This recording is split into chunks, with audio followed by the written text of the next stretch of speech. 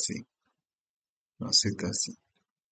Qu'est-ce qui s'est passé ici? C'est que cette variable surface, d'accord, contient la valeur que je lui avais donnée précédemment, qui était l'ancien L, multiplié par l'ancien grand L multiplié par l'ancien petit L. Donc, pour avoir la nouvelle valeur de surface, je dois réécrire cette ligne-ci, surface, d'accord, ici, et là, j'aurai la nouvelle valeur de ma surface, qui est 15, qui prend en compte que la nouvelle longueur c'est 5 et la nouvelle largeur c'est 3. D'accord? Donc, il faut bien comprendre comment est-ce que les variables Python, comment est-ce que les variables Python fonctionnent. Donc, si vous êtes en train d'écrire un programme et que vous voulez savoir jusqu'ici quelles sont les différentes variables que vous avez utilisées et tout, vous pouvez euh, écrire euh, la commande rules. Rules vous permet de connaître quelles sont les différentes variables que vous avez utilisées. J'ai créé toutes ces variables-ci et là j'ai des informations sur mes variables. Là j'ai les types des variables, j'ai tous les noms de mes variables.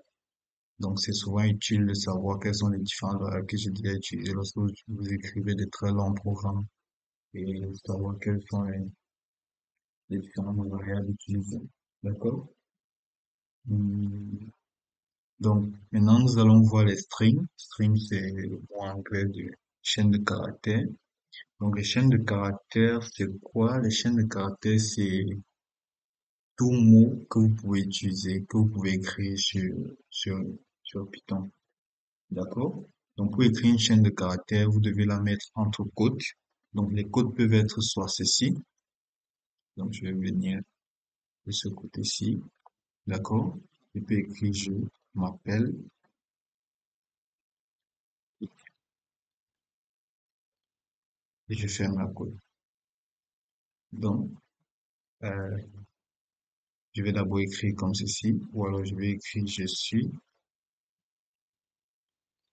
Je vous expliquerai après pourquoi est-ce que je change. Je vais écrire je suis Péniel. Et là, je compile. Donc là, j'ai une chaîne de caractères. Et retenez ici que lorsque vous écrivez quelque chose entre côtes, ce qui est dans la côte est considéré comme une chaîne de caractères. Même les espaces sont considérés comme des chaînes de caractères. D'accord? Donc, ceci n'est pas la seule façon d'écrire. Vous pouvez écrire ça entre double côtes. D'accord? Je peux mettre ceci, je suis Péniel. Vous compilez et vous avez le même message. Vous pouvez mettre entre triple quote. Comment est-ce qu'on écrit triple quote? Je suis, je suis Péniel. Là, vous avez le même message. D'accord? Euh, Maintenant, comment est-ce que vous affichez une chaîne de caractères? Pour afficher une chaîne de caractères, pas seulement une chaîne de caractères, mais pour afficher plusieurs choses lorsque vous faites de la programmation sur Python, utilisez la commande print. Donc, si par exemple je crée la chaîne de caractères je suis Péniel et je la mets dans la variable A, par exemple, je peux lui dire après print A et là j'ai cette chaîne de caractères je suis Péniel. D'accord? Donc là je peux comme ça printer ou alors je peux afficher plusieurs choses en utilisant cette variable print. D'accord? Vous pouvez aussi vous amuser à faire comme quelque chose comme par exemple print. Vous ouvrez les côtes, d'accord? Donc là, vous n'êtes pas obligé de toujours de donner votre chaîne de caractères à une certaine variable ou de stocker votre chaîne de caractères dans une variable avant de l'afficher. Vous pouvez directement l'écrire dans la variable, dans la commande print. Vous pouvez écrire ici, je suis Péniel, d'accord?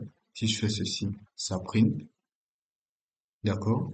Comme je peux aussi lui dire, je suis, je peux créer une autre variable B, par exemple, je suis, euh, et dans cette variable, j'écris et je vais, euh, comment, je veux dire, et je vais apprendre la programmation sur suis Python. D'accord? Donc maintenant, je vais essayer d'écrire je suis Peniel et je vous apprends la programmation sur Python. Donc, je vais faire un print. D'accord? Je vais écrire euh, code, je suis,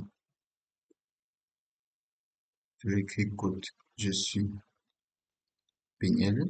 Et là, je vais sauter cette code-ci, je vais mettre une virgule et je vais écrire B. D'accord? Donc là, j'ai pas exécuté cette ligne-ci. C'est pour ça que vous voyez, je suis Peniel 3. Donc là, comme j'avais déjà créé une variable B avant, qui contenait la valeur 3, là, il me dit je suis Peniel 3, donc il affiche 3. Mais si j'exécute cette ligne-ci, vous voyez que là, il n'y a pas de chiffre. Donc ça veut dire que j'ai oublié d'exécuter cette ligne. Si je l'exécute, le chiffre vient là, 49. Là, il y a 48 parce que j'ai exécuté cette ligne, cette cellule avant, là, la précédente. Et là, vous voyez, je suis Peniel et je vous apprends la programmation sur Python. Donc là, j'ai utilisé deux chaînes de caractères, une qui est contenue dans une variable et une que j'ai écrite directement dans le print. D'accord? Remarquez aussi que vous ne pouvez, en fait, vous ne pouvez pas directement utiliser une apostrophe dans dans une chaîne de caractères. Par exemple, vous ne pouvez pas directement faire un print, euh, print, vous ouvrez, vous faites quote, je m'appelle Benin. Ah, là, vous pouvez, parce que vous l'avez écrit entre, entre deux côtes dans le print. Là, lorsque vous créez une variable, par exemple, vous voulez écrire je m'appelle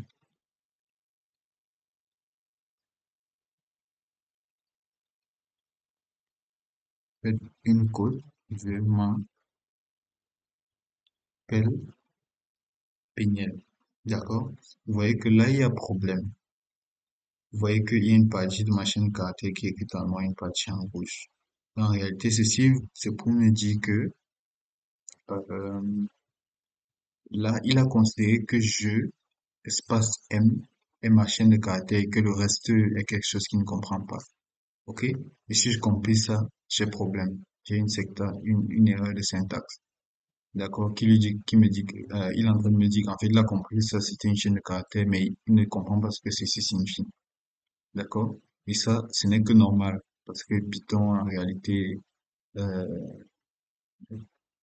il fonctionne en fonction de comment est-ce qu'il a été programmé.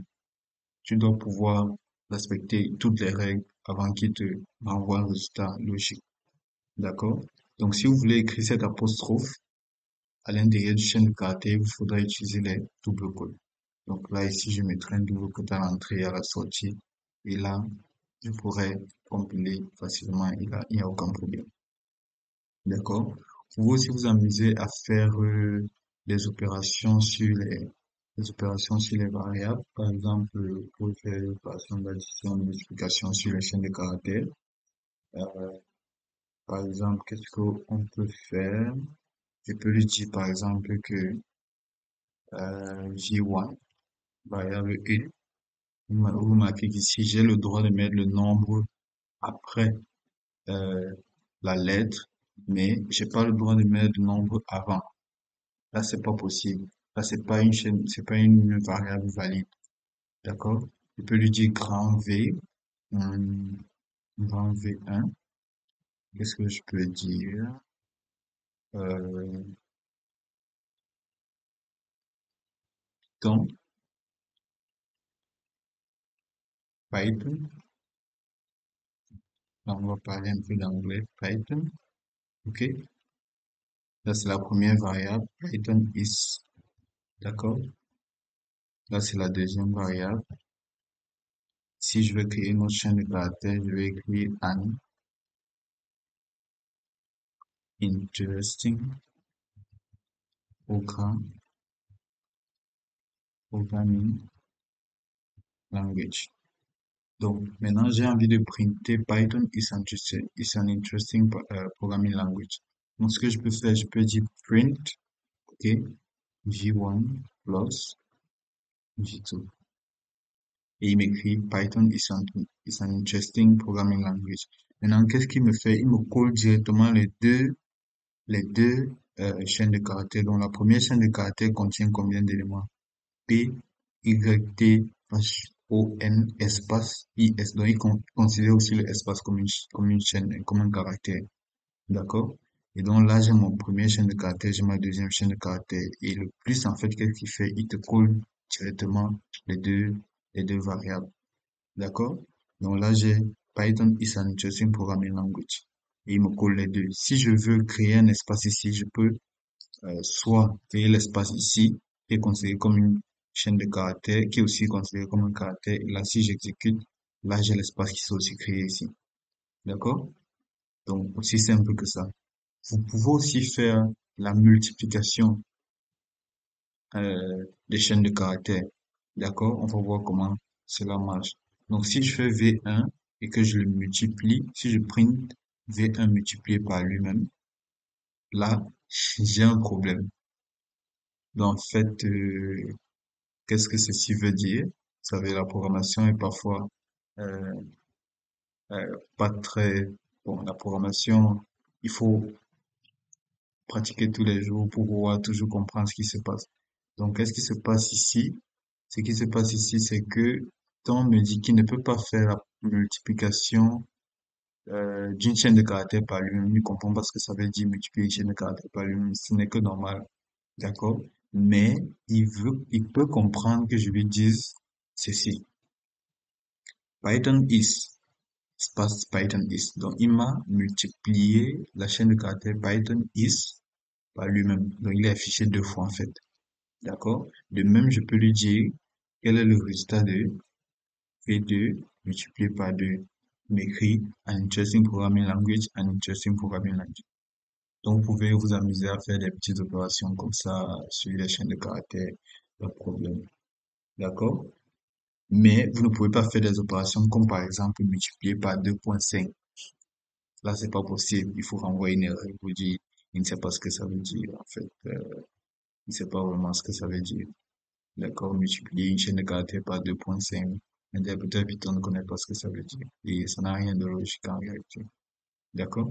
Donc, ça, c'est en gros ce que vous pouvez comprendre sur les chaînes de caractères.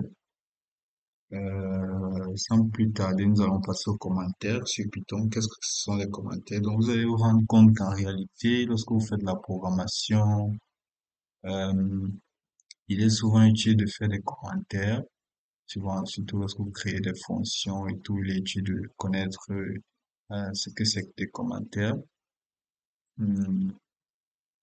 Donc, comment est-ce que on déclare un commentaire? Un commentaire se déclare en utilisant le dièse. Donc, lorsque j'écris dièse, j'ai le droit d'écrire tout ce que je veux après le dièse. Et même si j'exécute cette cellule, Python ne me renverra rien, mais j'aurai la possibilité de lire ce que j'ai écrit.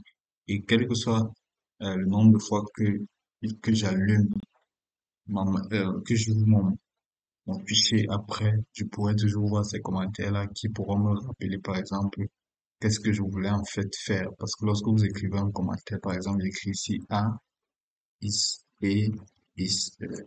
random variable. D'accord? Là, c'est un commentaire que j'ai écrit. J'ai écrit que A, c'est une variable aléatoire. D'accord? Chaque fois que j'ouvrirai mon fichier après l'avoir fermé, je pourrai toujours voir ce commentaire-ci qui me donnera un indice de ce que je voulais faire dans la cellule. Donc après avoir écrit et is random variable, je peux faire tout ce que je veux ici, je peux programmer tout ce que je veux là. D'accord? Mais toujours est-il que ce commentaire-ci restera toujours. D'accord? Et donc, lorsque si vous écrivez le dièse et qu'après vous écrivez un autre dièse, tout ce qui vient après le dièse en réalité est considéré comme un commentaire. D'accord? Euh, oh, ok. Maintenant, nous allons voir, est-ce qu'il y a quelque chose d'autre à comprendre sur les commentaires. Nous allons passer